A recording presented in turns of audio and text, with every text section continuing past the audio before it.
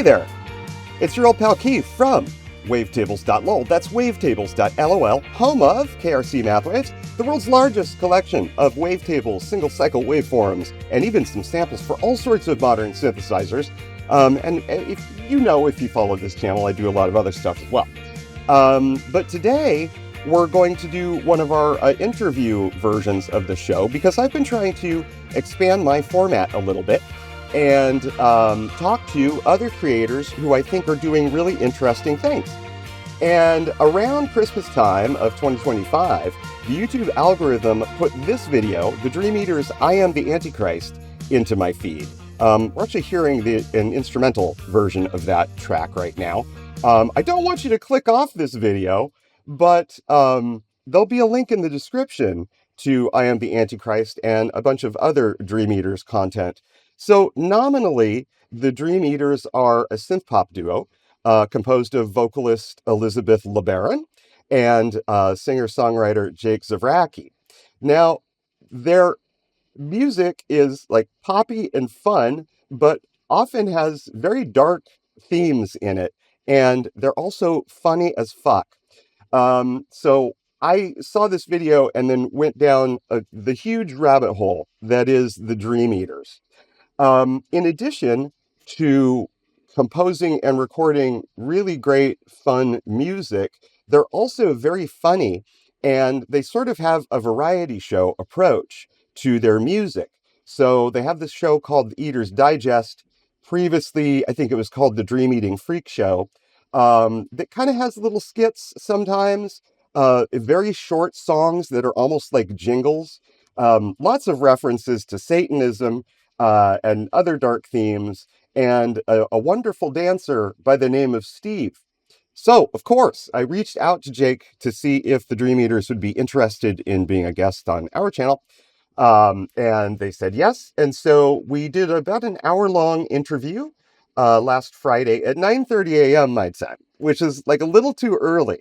So, I'm thinking of calling these segments coffee stalks, because I kind of have to stalk someone a little bit, to get a response, because like I ignore almost all my email. If you reach out to me, like I'm probably not going to see it. If you want to talk to me, like leave a comment in one of my videos, right? Because I see all those, but I miss emails. Anyway, that's beside the point.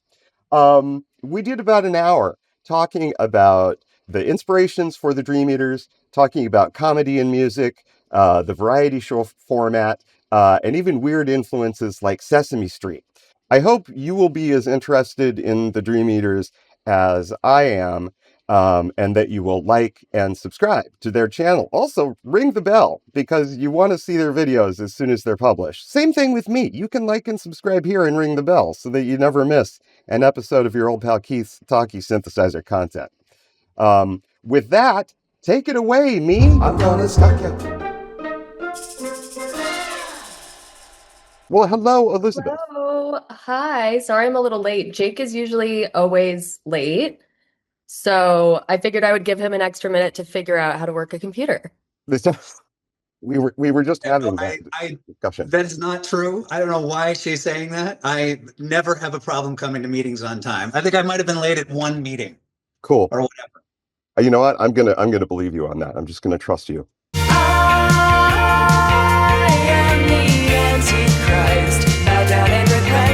So I was telling Jake that right around Christmas, the winter solstice season, I Am the Antichrist just popped into my feed. And as I was telling him, that was an instant click. And then I discovered the whole kind of rabbit hole that is the Dream Eaters. And I was like, oh my gosh, I need to understand more about this project and talk to the people behind it. So it took me a while to figure out kind of what it was about, because first it seemed like, okay, these are kind of great musicians working in synth pop, but as you kind of go back through the catalog, then I discovered the stuff from 2024, right? Mhm. That's some of it's just jingles, and I'm like, why is this just jingles?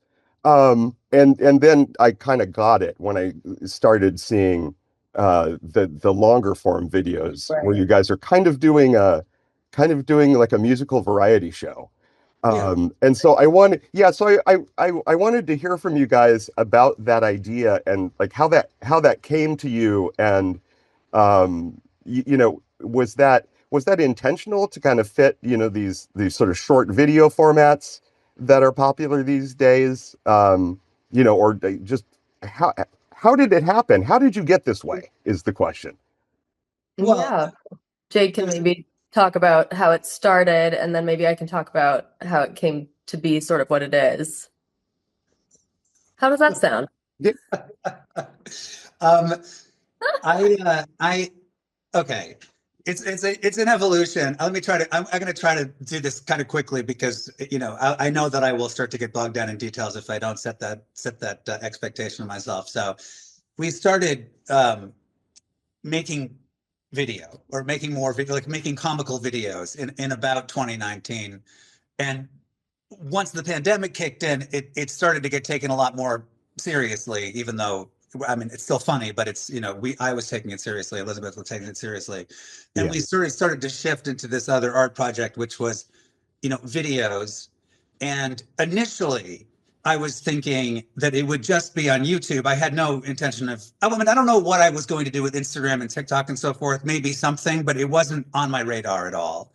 yeah, Um, and what it was going to be, like you said, is the variety show. It was going to be like a, you know, 5, 10 minute show of, you know, just kind of very quickly cut together, seemingly random, really smashed together, you know, edited together really tightly um, videos and us, you know, doing some kind of hosting job in between, which, you know, we have done stuff like that. We still haven't really done exactly what I wanted to do. We've done stuff along those lines. And it's funny because it's 5 years later. So we started, that's how it started.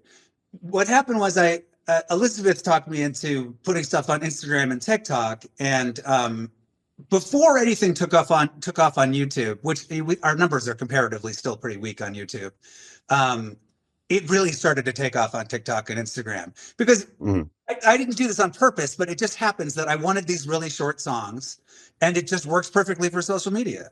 So yeah, it just started to take off on that, and now you know that kind of because that happened. I think that took me slash us slightly off course for a little while. I kind of forgot about the variety show, and then we came back to it, and that's kind of where we are now. And instead of the variety show at the moment, it's the Eater's Digest, which is more like you know me kind of hosting by myself and introducing the videos and answering viewer questions and stuff like that. So that's kind yeah, of where we are now. It's like a podcast, um, a video podcast of me talking about our own stuff, basically. yeah. I've seen all those now, and I greatly enjoy them. And I wish I had come up with the answer bag. Let's go to the answer bag. Jenny says, is Dancing Guy single? First of all, Dancing Guy's name is Steve. Call him by his name. Say his name, people. Say his name. Okay, because sometimes I'll do like I've got viewer questions, and I'm like, oh, Yeah. that's just lame. It's funny because I hear podcasters do like, oh, and over in, you know, news corner and in such and such corner, and they'll say corner, but bag is so much funnier. Yeah. I'm glad you guys Well, think and speaking of the new single came out yesterday, right? It's Skin Bag, I'm gonna put you in my skin bag when I get you home. which is well, I don't know that I would call it a single per se, but because it's not available anywhere besides just on YouTube YouTube. and well, the short version of it will be out today on the rest of the social media platforms, but it's only available as a full song on YouTube, or if you are a subscriber to us for now on Bandcamp. Probably a couple weeks it'll be made public, but for now, if you're a subscriber to us on Bandcamp, you have that song exclusively Oh, for cool. a couple of weeks. Yeah. It's So I mean it's kind of a single, but it's yeah, not like we're not really pushing it like we would normally push a single. right. Gotcha. Gotcha. Well, it's it's macabre and it's funny and I like it. Goth moms out at the mall, buying all the groceries, picking up some tarot cards. Goth moms casting a spell, flying to the rescue, gonna save the universe now. The YouTube algorithm is very mysterious, right? And it's like there's stuff that like pops into your feed all the time. And you're like, why did you not present this to me years ago? Yeah. Mhm. right? And then other times it's like, full of cruft. But the thing that I think was particularly interesting about like I Am the Antichrist is so to a certain extent, I'm a recovering goth, and there's an element to your music that, I mean, you might even lump the whole project under goth of a certain sort. Yeah. Mm. And so I was like, well, how does the algorithm know that I would be really interested in this? And Yeah. then also, I had recently spoken with a guy named Jared Hunter, who's a New York City-based like jazz composer, but who's doing these really cool sound libraries that are inspired by space age pop. So Yeah. like Esquivel and Lounge and Exotica and stuff like that. And we were talking about like happy music that's treated very seriously, like comedic stuff that's serious. And I was like, I wonder if that had something to do with why this like popped into my feed. But Spot on. Yeah. yeah, because like I'm the kind of idiot that has like I have a scholarly book of essays that are about goth, and I'm currently Right. reading a book of essays about the Satanic Panic. Yeah. And I was like, this is so hilarious. Mhm. So one question I did want to ask is like, on a scale of like 1 to 666, how goth are you? Well, I mean, but it's a lot of my influences are a lot of my influences, like and I'm talking about like formative influences that I've had for ages, are from that period. Well, I don't know what that period means to most people. To me, it means that like sort of mid '80s, early to mid '80s, Joy Division, Bauhaus, maybe New Order. I don't really go all the way into actual goth, like skinny Right. puppy and stuff like that. I don't even know what they sound I like. think you described yourself recently as goth mall Santa, which I think really captures like both sides. It's like it's the goth thing, but like the kind of goofy thing at the same time. And I think like my ex-Mormon-ness has some play in that too. I think that was like a really good description of us in a sentence you did. That was like goth mall Santa and ex-Mormon or something. Yeah, um, yeah. Yeah. Well, I mean, that was just right. That was a description of one photograph. I didn't mean yeah. that we were like, but if you think it works, it works. I mean, I don't have a great like pitchy marketing sentence that I think describes I it think really well. the Carpenters meet Slayer is also a Oh, pretty good job. Like it's just kind of like that there's gonna be some weird like whether it's goth or like wrestling, like there's something's gonna get weird. yeah, yeah. No, I think that's an excellent description, actually. Which kind of, I guess, brings up the issue of the vocals. Like, so, like your vocal production is just spot on.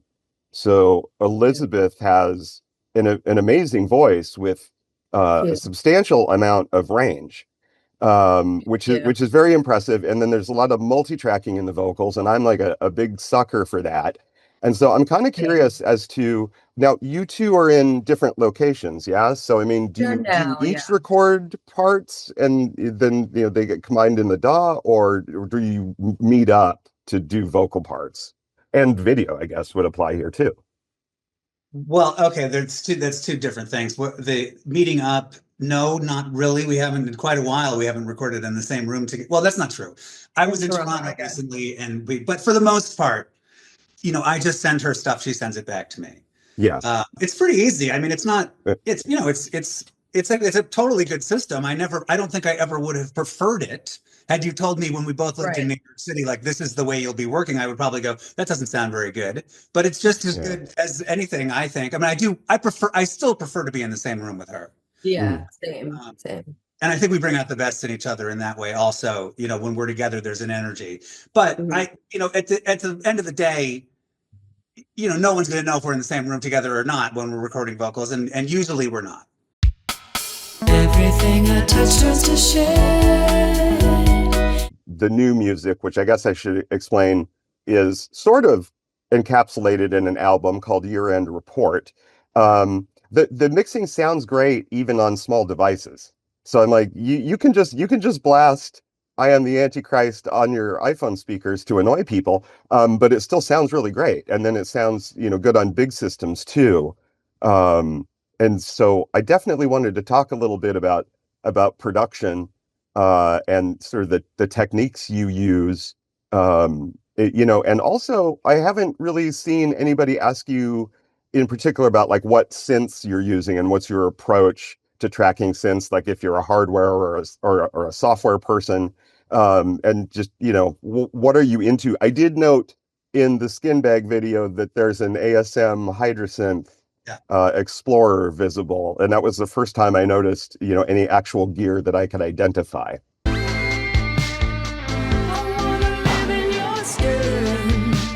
We only use that is live, for live shows Yeah. or the purpose of being a prop for Steve to pretend to be playing. But I have used that in the studio, not that particular thing. I have the brain, without the keyboard, Okay, yeah. also in addition, and I have used that on a bunch of stuff. So not a ton, just probably a handful of songs. So I have that. I have a Moog Minotaur that I will do bass lines with sometimes. Hmm. But I'm pretty much almost exclusively in the box these days because they've just improved the sound of that stuff to such an extent that Yeah. it's just, why bother MIDIing out and then going back in and making sure that it's just like I already have a thing that sounds like the Minotaur as a plugin, and it sounds just as good, if not better. So I'm pretty much in the box, and I really like the proprietary Logic analog synth. I can't remember what it's called. Is it Classic Synths? Something like that. That's the plugin that I use a lot. I also use UAD's Polymax. I Oh, like that a interesting. lot. Yeah. And then there's a Mini Moog plugin that I really like. Hmm. Pretty much covers it. I mean, I will use all of Logic's proprietary stuff from time to time. Yeah. I have the Vienna Instruments kind of orchestral suite. I have a Roland Juno, like from how you pay like whatever amount of money, $25 a month or whatever they give Yeah, you. the rolling cloud thingy. Yeah, Yeah. exactly. I have the Roland Cloud, and I use, I'll use a Jupiter, I'll use a Juno, I'll use an 808, and I have a bunch of outboard stuff that I just basically never use anymore because it doesn't. I think that there is a certain advantage to recording stuff outside the box, which is that I think somehow over the course of doing all that recording, you end up with more space if you do it out of the box. Yeah. Somehow, but it doesn't. It's just gotten to the point where it almost really doesn't make any difference. It's just a choice, basically. Yeah. So that's what since I use. Bury me under the frozen Nile. I can't get anything right. I just wanna close my eyes for the last time. The production on everything from the year-end report, like it sounds really great and like very 80s. It sounds very legit. Are you kind of more of a preset guy, or do you intentionally craft, individual sounds when you're recording a certain song? Well, I have a template that I usually start with, and it'll be like a mini Moog bass, or sometimes I use the real bass, real bass in Logic, that I will later replace with an actual bass that I will play the bass. But they have the real bass software, and I use that sometimes if I think it's going to be a more rock song that I don't want synth bass on. Uh-huh. I will, and then usually, so what I usually start off with is the Mini Moog playing the bass line, and the Polymax is usually my starting synth because I just think it sounds so great, especially in unison. It sounds really amazing. But that's only for lead lines. But I will start with like a brass synth, like your typical 80s brass synth. And that's usually the sound that I like to hear to start off with. And sometimes I'll mellow it out a little, like I'll take the cutoff down a little bit just because it's too brassy. And then, and I think part of the reason that everything sounds 80s is not so much the synths, but it's the drum machines, because they use a DMX. I use a Lindrum. I use an 808. I mean, they're all like they were all invented in the early 80s pretty much, so, or the late 70s. So that's where all that sound comes from, because all the instruments I'm using are 80s sounding instruments, Right. Well, that is so, one of the amazing things, right, about synth pop and about the 80s, right, is that everybody had the same drum machine. So yeah, there's just that sound, right? yeah, And like you mentioned Skinny Puppy, like so well, Skinny Puppy had an 808, yeah, which is just so funny because it's nothing like, it's you're not going to get like Egyptian Lover from kind of sounds from Skinny Puppy, but it's like everybody's got the same sounds, yeah. but they get used in like so many different ways. Hmm. Anyway, it's fun. I'm totally from the 80s. I think I'm older than you, Jake. But I'm very, very Gen X, and I'm like I was the most 80s person I knew in the 80s. Parachute pants, rat Oh tail. yeah, yeah, yeah. Yeah. Yeah, I I never was had that one. guy. You're a hustler to me, oh baby, baby, baby, baby, baby, baby, baby, oh baby, baby, baby, you're a hustler to me. Speaking of things like that, I wanted to ask Elizabeth, you are always done up in a very fun and stylish in a weird way in your videos, and it's like who is dressing you? Do you dress yourself, or is Jake dressing you and forcing you to wear the pony jacket? I feel like my wife would want to know about that pony jacket. Oh my gosh, yes, that jacket is so great. Definitely a combination. I think Jake kind of had ID'd this vision of like corny, almost like Sears or portrait or kind of, whatever department store portrait in the 80s maybe. Yeah, And we started doing that pretty much from the beginning. But then there was always like a little wacky, like 20% of that is open to like wacky novelty items thrown in. So like the horse jacket, most stuff is Jake has sourced on like eBay and stuff. Most stuff is real vintage stuff. And then some of it is like, so that horse jacket is Fashion Brand Company, which is like a modern designer in LA, and she just does like the goofiest things. cool. Um, Trying to think of like some of the other, like that checked pantsuit I sourced. So we kind of both keep an eye out. It's funny, like even my boyfriend now, like we'll be out thrifting and like he'll be like, this for Dream Eaters, and I'm like, yeah, perfect. But for the most part, we kind of come to the shoots with the wardrobe that Jake has sourced, and then whatever fun new thing I've found along the way, and then we have a sort of like assistant or co-producer, Crystal, who is helping us with makeup and kind of like putting the whole thing together. But it's mostly kind of a la carte things that are just combined on a whim day of. Yeah. Well, your makeup is awesome too. One of the funnest parts, I think, of Dream Eater's videos is like, well, will they have inverted crosses on their foreheads? Will there Um, be blood coming out of their mouths? I got a bottle of blood. I'm gonna pour it all over my head and walk around town. that was new, I think. I think That Skin was Bag new. is that the We haven't done first is blood that in the a first while. appearance of stage blood? Well, Oh no, no. but we There's it's Jake's homemade blood. Oh, cool. Jake's right. Yeah, I mean, perfected homemade there's blood one recipe. video with Steve pouring blood all over himself, but Oh, we use blood, but not as much. And actually, I have to say, Crystal, who is our like, as Elizabeth said, makeup artist slash like she's directing some stuff now. She's conceptualizing a lot of stuff. She's just kind of taking a larger role. She started out as more of an assistant, and now she's like, a very important part of the team.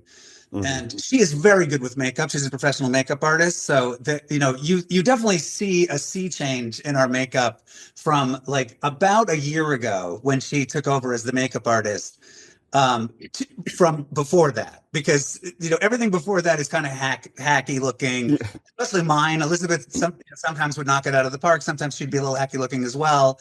But and which I think worked in a way also. I think, we wanted to kind of look lo-fi, so to speak, and yeah. But after Crystal came along, it was like, oh, we can do anything with this now. We don't have to be limited by our own ability to put, weird glammy makeup on ourselves.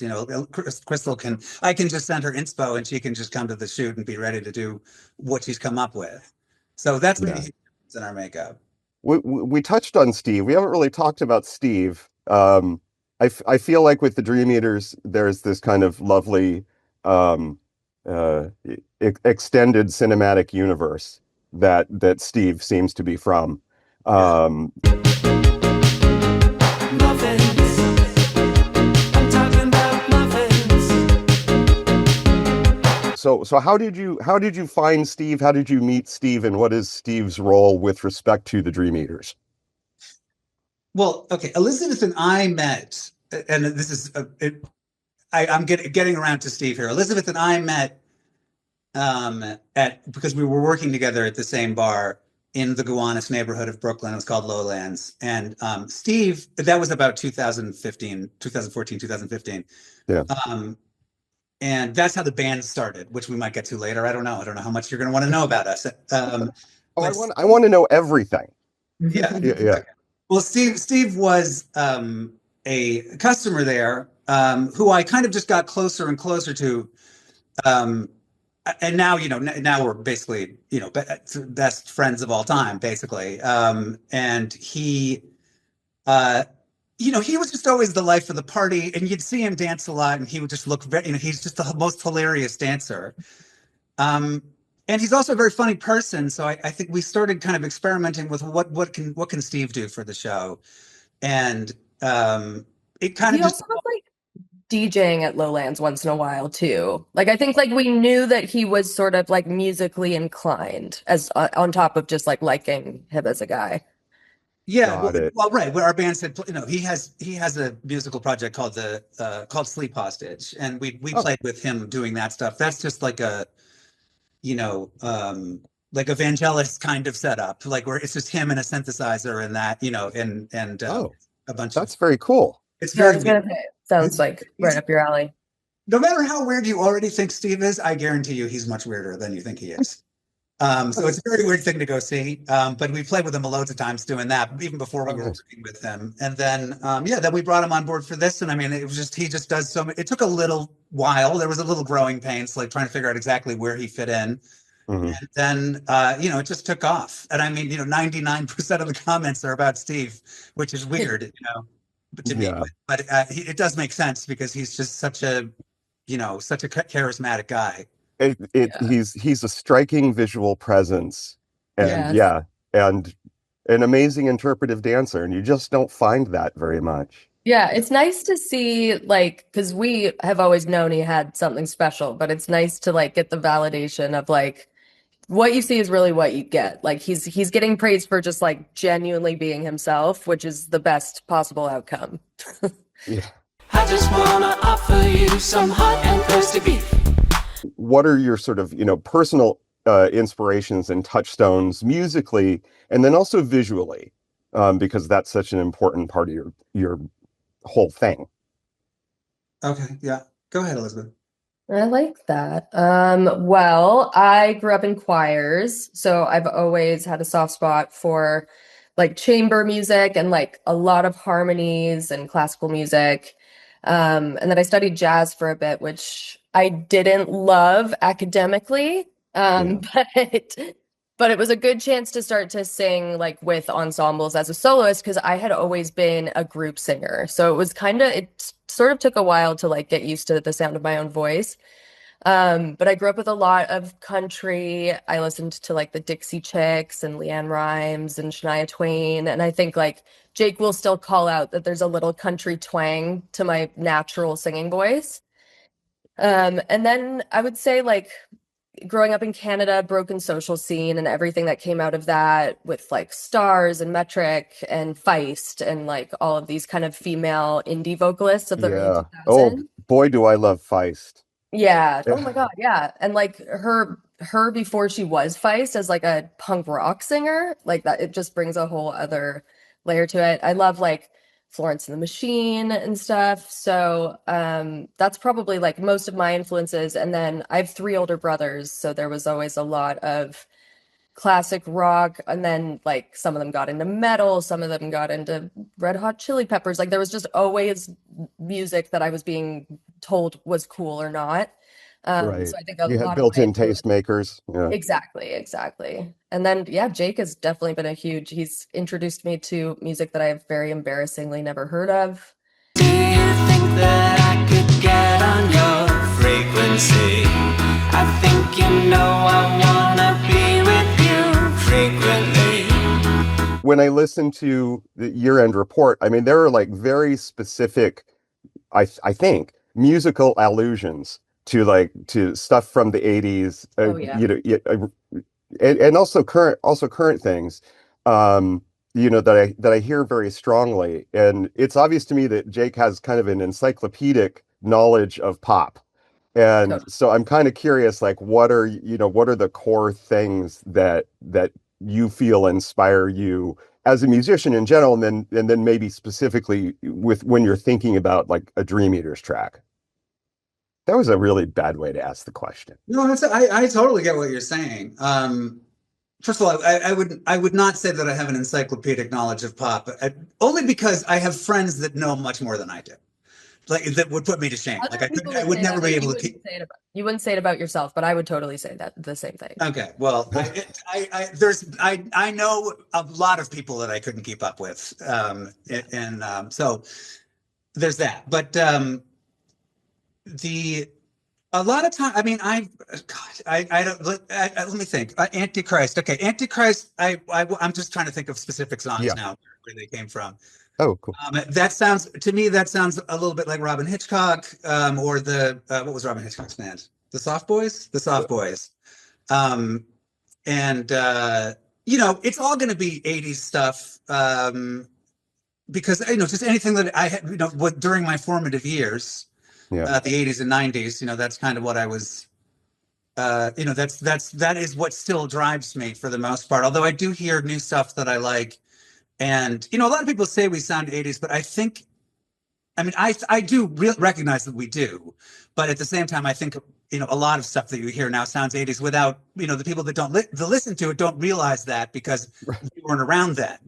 Yeah. But like you hear Chapel Roan or Sabrina Carpenter, they sound very 80s to me. Harry Styles, like most of the pop stars most of the current pop stars, Gaga, there are some that don't. But Bruno Mars, like they're all kind of throwing back to a sound, but the kids don't know that. They don't know, this sounds just like something that came out in 1983 because they weren't around. So my inspiration is usually just all over the map. I mean, I'd have to really go through song by song to say that. I'm not going to do that because it would be really boring. But I guess they're so see, but my brand is talky synthesizer content. So, well, all right. So, well, here are things that I hear, right? So, okay, go ahead. So invite me over. Let's take my breath away. Invite me over to your house. I swear I won't mess it up. It does sound like that, but that was not my intention. Oh, that's interesting. Yeah, That's interesting. So another thing is the more contemporary is like Program Me on the Machine. Sounds like Chapel Roan. I agree. Yeah. I think so too. But that's another one that everyone's like, "Oh, this is so 80s," Yeah. And Put in the code and I will do whatever I am told. Put in the code and I will do whatever I am told. to be honest, I don't think when I wrote that song that I had any knowledge of Chapel Roan. Oh yeah. Because I wrote it probably in 22 or 23, and she wasn't big yet. I think she was out, but she just wasn't. She just kind of all hit at once, even though she had a bunch of albums before that breakthrough. Yeah. So yeah, she's one of my favorite current people working, and I wanted to kind of do something like that with the production. But the song, like I said, the song was already basically written. Right. Like a tricky part of my voice too. Like I think it's like sits on a part of my voice that I don't normally use, so it has a different like extra poppy sound, I think, because that's sort of the mixing part of my voice that's maybe like not as developed as other parts kind of thing, but it's fun to play with. Like it was a blast to record and then figuring it out live. We're pretty much there. Yeah, that's it's great sounding stuff. I'm gonna 3D print your vagina with my 3D printer. Oh shoot, we should talk about 3D printer. So 3D printer is so thematically, it's like if Animotion's obsession was taken to its gynecological extremes. Yeah. So like what is the deal with 3D printer? It's such both versions, by the way, right? Seems to me there's an original one, and then there's there's the vagina one, and then there's Yeah. one. Okay. Just quickly, what happened there was there's two different versions of it on the year-end report, and a lot of our fans really like and prefer the vagina version.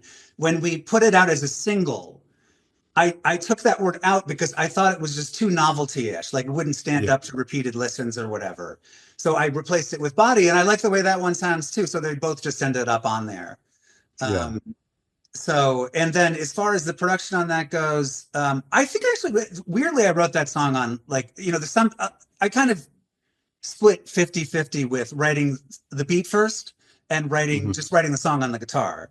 And that one, weirdly, I believe I wrote on guitar first because it just came into my mind. And I think anyway, I could be wrong about that, but it certainly sounds like one that I would have started with the beat first, but I don't think I did.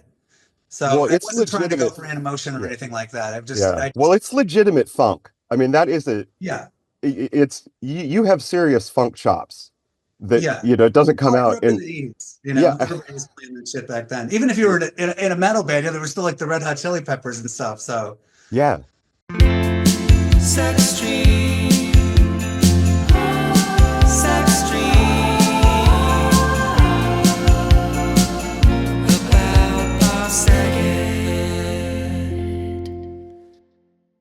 How did humor and comedy, I guess it's because of the variety show idea, but like why and how did that become a more important part of your music? If you can even explain that. I don't even know that I know how that it's a pretty long evolution to getting from where we were. We've been together 10 years. Yeah. Getting where we were to where we are now. So when I first had the idea for the video aspect of things, I asked Elizabeth about it, and I was very surprised that she wanted to do it. So now it was just the Dream Eaters again, and I think that I had always had this sort of idea in my head. I mean, when I was a little kid, I had a variety show with my brother, like we would just, imitate like Carol Burnett or whatever. I don't whatever it was on. Carol Burnett, I think it's a little bit before my time, but like, I would catch little glimpses of it. And I just, growing up in the 70s, 80s, there's a lot of variety shows. So for some reason that really made an indelible mark on me. Well, not to interrupt you, but like that format was all over the place in the 70s and 80s, right? And it doesn't exist anymore. I mean, now it's American Idol, it's the Masked Singer or whatever, it's just a different version of it. It's more like a reality show. Yeah, right. I mean, if you go back and watch the variety shows now, they're pretty, dull. I mean, sometimes they can be really great, but for the most part, like almost all the humor is really hokey and just like, bad jokes and, and when we started out, I really wanted to do like Sonny and Cher, where we would come out, introduce things, try to figure out a way to make that work and make it modern, and then go into songs and like, go into sketches and stuff like that. And so that's kind of where the humor came from. From that was sort of going to be the baseline of it, but it was going to be like Python type of stuff, and it was going to be like Tim and Eric, and as we've gone on, we've ended up where we are because I know what my limitations are. I mean, I'm not going to be able to write like Monty Python. I'm not going to be able to write like or make visual stuff that is crazy as Tim and brilliant as Tim and Eric. But because the songs are good, in my opinion, that will take care of that's what we're bringing to the table, are good songs along with some humor and some funny, visuals. So that's the Dream Eaters humor, I think. That's where it all comes from. Good solstice, Lady Moon. Lady Moon, good solstice. Is that supposed to be me? Yes, Lady Moon. Do you ever read the scripts? No, not really. Well, I have to say, like, I really enjoyed the solstice specials. I really like Evil Jake. I think Evil Jake is good, and I don't know. Lady Is it? Yeah, is it right? Is Petulant Elizabeth / Lady Moon? I think those are great characters, and I would like to see them do more stuff. Well, those characters are us, basically. Yeah. I mean, they're just obviously caricatures of us. I'm always very serious and trying to get everybody to stick to the point and not screw around too much. I mean, this really does happen in the studio when we're shooting, where I'm kind of going, everybody be quiet. I can't concentrate. Like, we're supposed to be doing this. You guys are over there doing that. And then Elizabeth, who does not really do this anymore, but for a while it was like she just didn't see the point of a lot of my ideas or whatever. I'm not saying this right, but she was kind of that character in some ways. I mean, it's a complete exaggeration, and she's very, very cooperative in the studio, and has her own ideas, and is nothing but a brilliant creative partner. But like, I'm just taking two sort of negative aspects of ourselves and amplifying them, because it's much funnier than we are, I think, in real life. But then again, we're doing the Eater's Digest now, and that's basically how I am in real life. And Elizabeth is going to get involved in that soon as well. So you'll just see us like as we really are. And that's the kind of modern variety show that it is, I think. I mean, I think if you look at what we do now with the Eater's Digest, that's our variety show. Like, that's what it ended up being. Just a weird, almost like a podcast with our videos playing through it and whatever. Some sketches and, old stuff, new stuff, and that kind of thing. Like, sort of like Sesame Street, but hosted from a podcast point of view.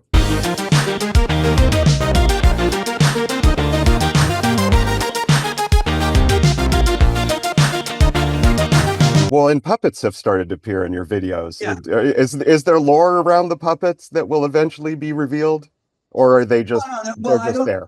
No, I think the puppets are just kind of a visual thing for me. They really seem to do a great job in bringing out the absurdity of the lyrics, and especially if the lyrics are on the darker side, it's very funny to have the contrast of the puppets and dancing around like it's Sesame Street. I've always wanted. I didn't mention Sesame Street when I mentioned all those other influences, but Sesame Street, like, that was always, it's going to be a combination of Sonny and Cher and Sesame Street. And so we've started incorporating more Sesame Street-ish stuff into the show, and that's what you end up with. I really like, for example, like the contrast of having a puppet with our our female dancer Majin. She's obviously really sexy, and she's like has this amazing sexual power, but then she's got a puppet in front of her. There's just something very appealing about that to me. I can't really put my finger on what, but it just works somehow. There's so much contrast, I would say, in the Dream Eaters, which is a thing that you find in Space Age Pop, actually, which I totally think that, like, the YouTube algorithm associates you guys with that genre as well as what you're doing, vis-a-vis Synthpop. Yeah, machines. How do they know? I don't know. Yeah, I listen to Martin Denny quite a bit. Yeah, it's funny. I can't really listen to it too much because my wife, for some reason, does not like when humans make animal sounds. So there's always, birds calling in Martin Denny. Yeah, she doesn't like that. Esquivel, same thing. There's like all these weird sort of sounds popping out. That's part of the space age part of it. As they had stereos and there's all these weird sounds. So she doesn't like that. So I have to pick my spots of when I can listen to Martin Denny. But that is an influence as well. I mean, I think there are some songs that don't sound 80s at all, that sound more like bossa nova or Esquivel, Martin Denny type of stuff. Yeah. There's a lot coming from that. Well, there's definitely incidental music in some of your shows that's like hinky drum machine beat, and then it's like lounge. I guess another thing you guys kind of remind me of is the Tubes. Were you ever familiar with the Tubes at all, Jake? They're not a huge influence, but I do like the Tubes. I'm a huge Todd Rundgren fan, and he Okay. produced a couple of albums That's of like maybe my number one right there. Oh, really? I just Yeah. saw him last God, I guess it was about a year ago or so, and he was great. He didn't play anything. The weirdest thing about all his hits are from the 70s and maybe the first half of the 80s. Yeah. And he didn't play any. He didn't play. There was a couple exceptions to this, but for the most part, he didn't play anything that came out before 1990 at the show. But it was still great to see Todd. You're like, oh, this is Todd. Like he Todd is sounded great, and it was great. But anyway, so that would be more where maybe a Tubes type of sound would come from is from Todd Rundgren. Yeah. I didn't mean sonically as much as kind of like theatricality. Love business, the business of love. Love business. That's okay. It's okay that Jake said no. I'm very weird. I mean, I don't. It's hard to really. It's hard for even me to say like where stuff comes from. It just comes. It just appears. In front of me, and it's from stuff I've just been listening to recently, and so I mean I can easily see how something like that would be. There's so many sort of lines going back to something like that the environment that they came up in, that I do have attachments to some of those things in that environment, and that's why it strikes you that way. But I don't. Yeah. I haven't really listened to the Tubes. Besides, She's a Beauty was a huge hit on MTV. Right. So. Yeah. Oh man. What I feel like I'm forgetting something that I really wanted to know about, and I got distracted by the Todd Rundgren comment because I love Todd Rundgren so much. What is your favorite Todd Rundgren album?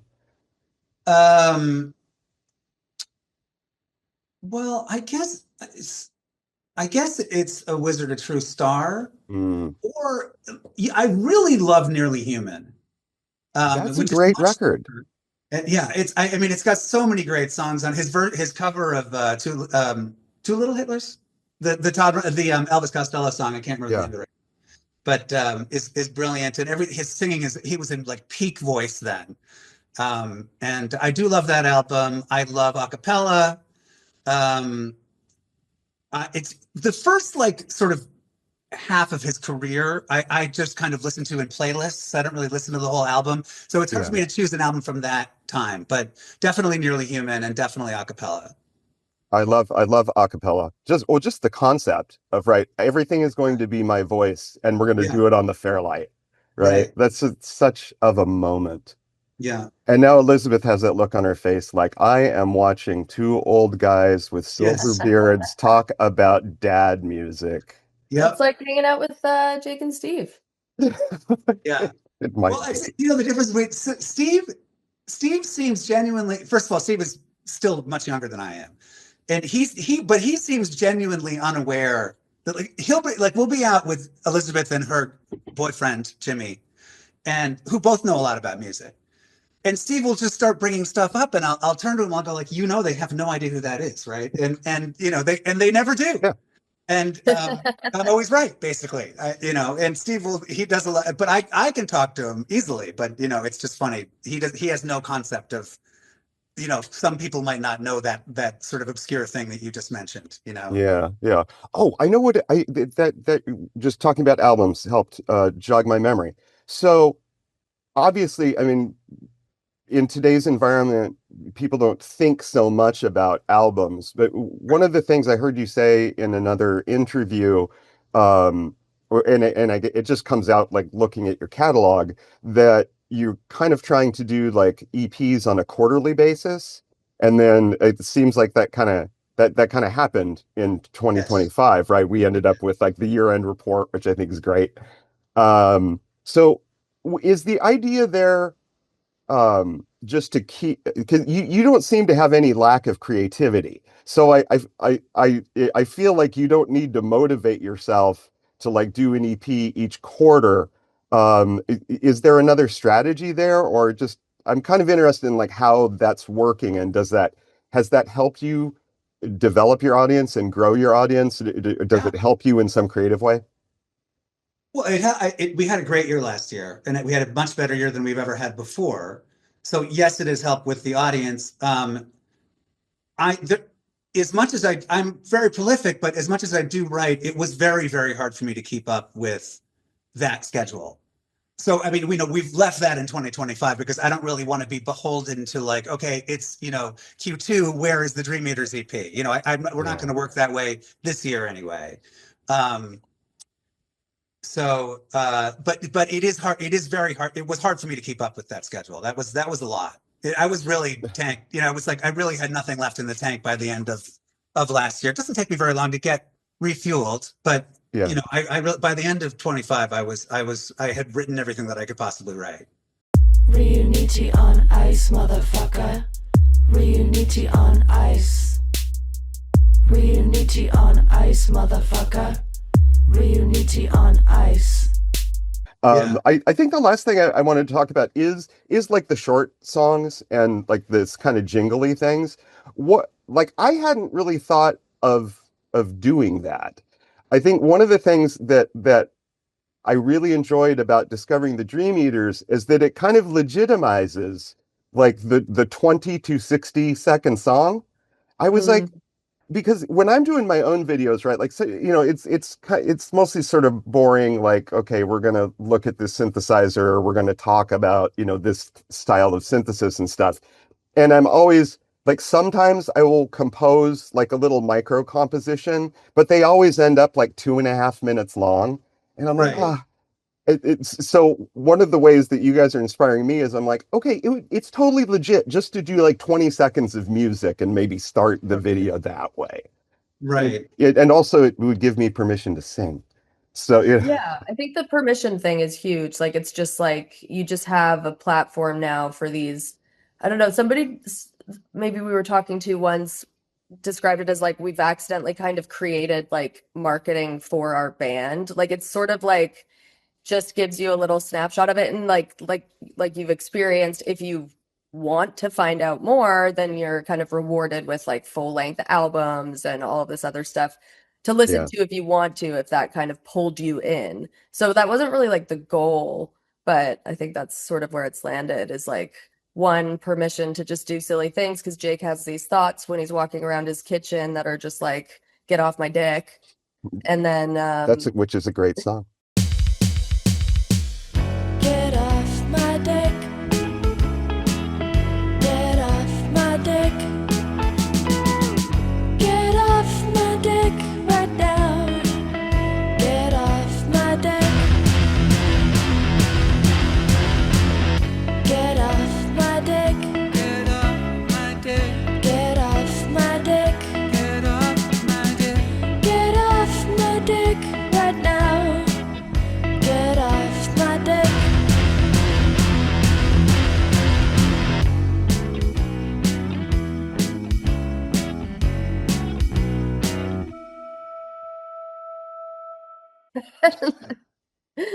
Yeah, no, that's exactly right. I would say that's exactly right. I mean, also there is, we are business people in a way as well. I mean, a lot of these things are in consideration. We never go out of our way to do things we don't want to do for the algorithm, but I will definitely, or the algorithms, I should say, because they're all, different and mysterious. But I will definitely tailor things so that they work for that. So the 20 to 60 second songs work really well for that. Even on YouTube, YouTube was very slow, but it seems to be, I mean, it was very slow in adopting us, but it does seem to have finally, I feel like we've crossed over a threshold there. And so, there's a problem with 20-second songs on Spotify, because they don't really acknowledge them and they just don't get pushed out. And so if you look at our listens on Spotify, like, you'll see like, oh, this one has 100,000, this one has 60,000, this one has 14. Why is it only 14? Right. It's because it's like, it's 20 seconds long, and either nobody listens to it or the algorithm just ignores it, or I don't even know I don't think they even count it. It doesn't even count. Right. You probably don't get any credit for that. Yeah. Right. So I don't know. I don't know how good of a policy it would be to release that other than, I would do it because I'm an artist and that's what I want to do artistically. And I would just say, fuck it. If the algorithm doesn't like it, the algorithm doesn't like it. I want this Yeah. album to be shaped this way, Yeah. I'm shocked by like how much of my viewership, when I'm much smaller channel than you guys, how much of mine is new. Like all of my views are new, and and it's a very tiny percentage that are subscribers. So one of the things I think is really smart about things like Eater's Digest and the kind of variety show type videos is that you get exposure to all those little songs that you might not otherwise hear because because most of your views must be like new people who are listening to you for the first time. Yeah. So I guess what I'm saying is like inadvertently I think there's a really amazing marketing angle to that, and reusing these short songs and things, and I'm trying to think about how that might relate to me. Yeah. I find that YouTube doesn't really love short, especially if they're not in the shorts. I'm not talking about the shorts. I'm talking about regular videos. Yeah. They don't love anything that's under like 45 seconds or something. But then, above 45, it seems to work. When I started this and I was trying to figure out how we're going to get more people to look at us on YouTube, the thought back then was, you wanted to have your video be between 7 and 10 minutes. And so the irony here is that what we ended up doing is the Eater's Digest, and I did it. I mean, I wanted to do that from the beginning, having nothing to do with algorithms or anything like that. I wanted to do something like that from the very beginning. But as it turns out, that's not very good for at least from our experience. It doesn't work as well. Like the Eater's Digest get way less views than just our short. Like the best thing for us to do on YouTube is a 2 to 3 minute song. YouTube loves that for some reason. Yeah. I would never have guessed that. I would never have guessed that. So you'll notice we release songs all the time now, which we didn't do like prior to 25, I would say. Yeah. And that's because YouTube really likes it. I don't, and it's fine with me because I love writing songs. So I mean, everything that I say, like if this platform or that platform likes it or doesn't like it, like I don't really care because I've never been told everything that we do. I've never heard it anywhere that should work. It just happens to work. So I just kind of try not to pay too much attention to algorithms. But if I know that I pretty much at this point know what's going to work versus what's not going to work. And sometimes I'll just go with it anyway, but it's good to know that stuff. Awesome. Well, I think with that, I'm gonna let you guys go. This has been so fun to make your acquaintance. I hope to see more Dream Eaters music on a regular basis. I am liked and subscribed, and I rang the bell so that I'll get notified for Dream Eaters. Everybody who's seeing this, do the same. Also, you can like and subscribe to your old pal Keith for more talking synthesizer content. Thank you so much, Jake and Elizabeth. Do that too. It's fun. I want to I hope that we'll have a chance to discuss some other topics in the future because this was really fun. I am not gonna stay.